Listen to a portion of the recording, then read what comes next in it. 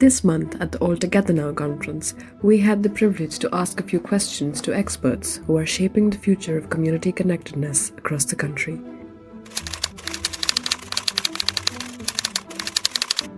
Working with communities is important because it brings trust, and that brings the next step, which is the communication, which is the collaboration with the community, thinking that this is where they belong or this is where they can come and have a safe space.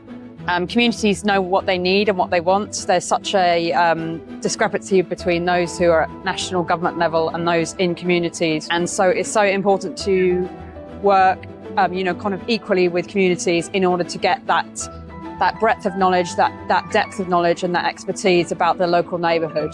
They are the people that are in that programme. They are who the programme is for.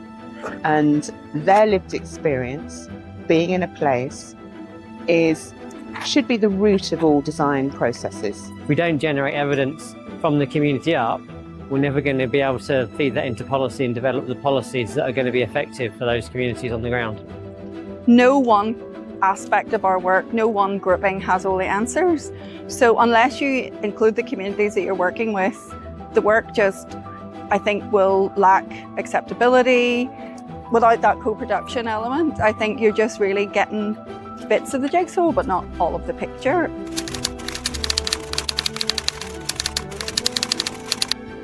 Communities are facing multiple challenges in building strong social connections right now. There are not the platforms for that, and I mean that in a virtual sense, but I also very much mean that in a physical sense. It's not having that connection, not having a physical space in some of the communities to get together even.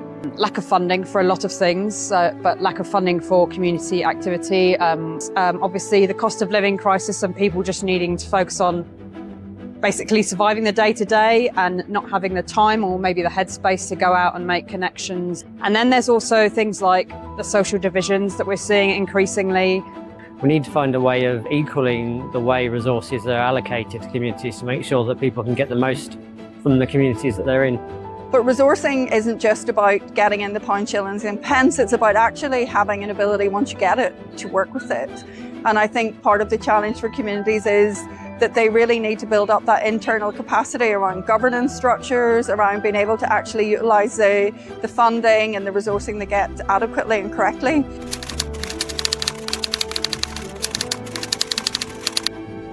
Don't assume that you know what's best from the top down. Assume that you can learn from the bottom up about what's going to work and start from that basis of trust. Go where they are.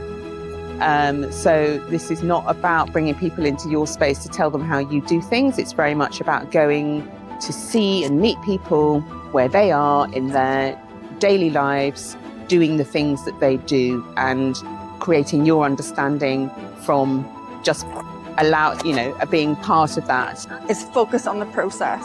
Focus on making those processes of co-production, trust relationships authentic. Work with communities, not on to communities. To introduce the ideas, if you don't have, ask ideas from them.